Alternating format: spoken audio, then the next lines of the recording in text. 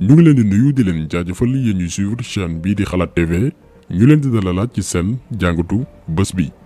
te nag dañuy wax ci mbirum Bati Plus wala sax lu concerné groupe Fares yaakaar naa ni ñu bari ci yéen dégg nañ coow li bari woon nañu ñu bindoon artuñu ci sujet boobu noonu mais puisque dafa di dossier bu compliqué lool am yu bari ci làqu dañu ne woon nañ ci tey ba am d'abord ay documents ay kayit yoo xamante ni dañ ci mën a sukkandiku ngir prouver li waral coow li maanaam transfert de fonds yi nga xamante ni ñu ngi koy wax lewal xaalis goo xam ni anam gi ñu ko jaaralee du yoon. ñu xam aussi doomi aadama yi ñu tudd ci mbir mi ku ci nekk lan moo ci sa responsabilité maanaam lan moo la lii ak problème bi doog nag ñëw ci yéen ne leen fee yaa ngi nii mbir yi nii la demee. duñ ci nag tiré gum conclusion parce que jamono gi ñuy wax ak yéen nii enquête bi mi ngi woy dossier bi mi ngi ci loxoy yoon. lundi bii rek 15 juin déglu nañ woy juru ak fiancé ndaw si nga xamante nii moo doon gérer coffre-fort Bati Plus di woyu ci turu Rachel Steylaby. directeur général bu Bati Plus moom itam di Christian Chabel Samra placé nañ ko moom itam sous contrôle judiciaire jàppaguñ ko teguñu ko loxo mais yoon nañ koy topp ba léegi. dossier bi aussi ñu ngi ciy tudd waa FBI lan moo dugal seen tur ci mbir mi loolu itam daan ci ñëw indi ci ay leeral yi itam groupe djihadiste bi nga xam ni mooy Hezbollah yenn relation la ñu am ak dossier bi wala groupe Fares parce que ñoom itam ñu ngi leen di tudd ci mbir mi. en tout cas vidéo bi tey restitution des faits lay doon maanaam fi mbir yi tàmbalee lan moo ko sabab ak naka la ñu yegsee ci bile situation. comme ni ngeen ko xamee yéen ñëpp dossier bi mi ngi concerné groupe Fares di ay sénégalais d'origine libanaise ñu ràññee ci Mohamed Fares ñu gën ko xam ci turu Momo Fares moom ak ay frère am yu ci mel ni Hassan Fares ak Mehieldine Fares ñoom nag ñoo moom société bi nga xam ne mooy Batimat ak filialam bi di Bati Plus ay société yoo xamante ni dañuy yëngu ci lépp lu jëm ci matériaux de construction moo xam fer à béton produits électriques carreaux équipement plomberie ñaari entreprise yooyu ci loolu la ñuy yëngu. groupe Fares aussi ñoo détenir maanaam ñoo moom entreprise bi nga xam ne mooy Kirène ñu boole ci di defar itam yeneen produits yi Sénégal yëpp xam yu ci mel ni Precia di collaborer également ak Orange ci service Kirène avec Orange moom itam Kandia Grand Lait donc benn empire bu rëy la boo xamante ni dañuy représenter lu am solo ci économie sénégalaise seen chiffre d'affaires ñu estimer ko ay centaines de milliards. léegi nag gannaaw ba ñu leen présenter société bi li mu doon ak ay activités am dañuy ñëw fi problème bi tàmbalee loolu mooy la véritable question mi ngi tàmbalee ci seen société bi nga xam ni mooy Bati Plus filiale bi nga xam ni ñoom waa Fares ñi ngi ko teg ci loxoy benn waay bu ñu woowee Christian Chabel Samra nekk directeur général Bati Plus. léegi ndaw si nga xamante ni ñu ngi koy tudd ci mbir mi muy Rachel moom itam di sénégalaise d'origine libanaise am 24 ans gannaaw ba mu jàngi jee France am fay lijaasam en gestion woy juróom bu góor boole ko ak directeur général Bati Plus ngir mu liggéeyee fa. noonu lañ ko signé contrat en tant que gérante principale du coffre-fort boobu mi ngi am 22 ans maanaam lépp luy dugg ci xaalis ak a génn ci coffre-fort entreprise bi nga xam ne mooy Bati Plus moom ndaw si moo koy gérer. d'ailleurs ñu bëri posé woon nañ question naka la xale bu ndaw bu am 22 ans doog pare formation amul expérience ñu dénk ko poste bu stratégique bu mel noonu ak alal ji nga xamante ni moo fa nekk. lan moo motivé woon choix wu Christian Chabel Samra loolu itam question bu yaatu la. mais nañu des ba tey ci fee yi. léegi ci weeru mars 2020 bi ñu weesu société bi nga xam ne mooy Bati Plus gannaaw ba ñu defee benn audit maanaam ceytu seeni kees xool koppar gi ñu seetlu ni am na écart bu toll ci 126 millions de francs CFA koppar goo xamante ni ñoom xamuñu fan la dugg. ci noonee le directeur général Bati Plus di Christian Chabel Samra porté plainte ki nga xam ni mooy Rachel bi nga xam ni mooy gérer coffre-fort entreprise bi. ci noonu la yoon tegee loxo Rachel le 25 mars 2020 toppee ko association de malfaiteurs faux et usage de faux en écriture de commerce ak abus de confiance. léegi nag moom Rachel gannaaw bañ ko tegee loxo téye ko ci la jàpp ni gars yi dañ ko bëgg a sacrifier ngir nëbb yenn mbir yi ci la porté plainte moom Rachel ki nga xam ni mooy Christian Chabel Samra pour lan extorsion de signature. extorsion de signature boo ko déggee mooy ci wàllum yoon koo xam ni soit dañ la menacer wala exercer benn violence wala pression ci yow pour tiital la ngir nga signer benn mbir. Rachel ci wàllu boppam ne loolu lañ ko def mais yemu ci ndaw si dafa xamal section de recherche que ni depuis ba mu nekkee biir Bati Plus di fa liggéey en tant que gérante coffre-fort bi patron bi nga xam ni mooy Christian Chabel Samra da doon yónni ci moom benn courtier bu wuyoo ci turu Moussa Fall ngir lan mu koy jox xaalis liquide muy yóbbu. moom Rachel ne xamul nag fan la Moussa Fall boobu noonu doon yóbbu xaalis bi mu ko doon jox te bu ñu xaymaa xaalis boobu noonu toll na ci 2,8 milliards de francs CFA. léegi nag gannaaw ba Rachel xamalee loolu noonu waa section de recherche porte plainte ki nga xam ne mooy Christian Chabel Samra pour extorsion de signature ci la gendarme yi commencé mener seeni enquête parce que bu fekkee ne am na mën nañ ko jàppee blanchiment de capitaux maanaam lewal xaalis ci lu jaarul yoon alal joo xamante nii amaana bu jaaroon fi mu war a jaar mënoon a jariñ Sénégal ci wàllum fisc. ci noonee la section de recherche dégluwee Christian Chabel Samra pour mu leeral 2,8 milliards yi fan la dugg. début enquête bi nag Christian Chabel Samra daf ko weddi woon dafa ne amul mais ndekete Rachel ci boppam gardé woon na ay décharge pour ëllëg bu njombe amee maanaam lépp luy prouver que ni Christian Chabel Samra doon na yónni Moussa Fall mu koy jox xaalis muy yóbbu mooy document yi ngeen di gis nii lii lépp ay décharge la yoo xamante nii moom Rachel dencoon na ko au cas où bu ñu demee ba problème am wala yoon am ci loxo lii yëpp ngeen di seen ay document la doon na ko jox ay montant wu 20 jàpp 50 millions saa yu ñëwee ba ci somme yu toll ci 60 millions jàpp 90 millions te lépp liquide lay nekk du nekk ay chèque xaalis cash la ko doon jox Moussa Fall di jël di yóbbu.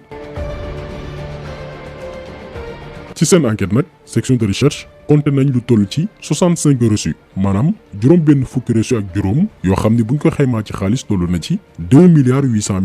yu échappé suñu corps de contrôle yi. léegi nag question bi mooy xaalis boobu noonu fan la doon jëm loolu mooy la véritable question. léegi nag enquête bi yematul rek ci Rachel mais yoon day topp aussi Christian Chabel Samra mi directeur général Batiplus ñu koy toppee association de malfaiteurs faux en écriture de commerce et blanchiment de capitaux maanaam lewal xaalis ci lu jaarul yoon. mais lii problème bi ci biir mbir mi mooy moment bi nga xam ni teg nañ loxo Rachel dañoo bàyyi Christian Chabel muy doxee soxlaam loolu nag la ñu bari mënul comprendre maanaam la fekk ñu jàpp kii ndaw si bàyyi directeur général bi nga xamante ni moo doon yónni waa ji nga xam ni moom la ñu daan jébbal xaalis bi muy yóbbu. mais ba tey ci enquête section de recherche pour xam xaalis bi Christian Chabel Samra doon yónni Moussa Fall fan la doon jëm gendarme yi def seeni investigation ba trouvé que ni ci ñaari commerçant libanais lañ ko doon déposé kenn ki di wuyoo ci turu Hassan Hassim keneen ki di wuyoo ci turu Aïdar Soufane. bi gendarme yi defee descente ci ñoom maanaam ñaari commerçant libanais yooyu noonu Hassan Hachim fekk nañ ci moom 525,497,000 francs CFA liquide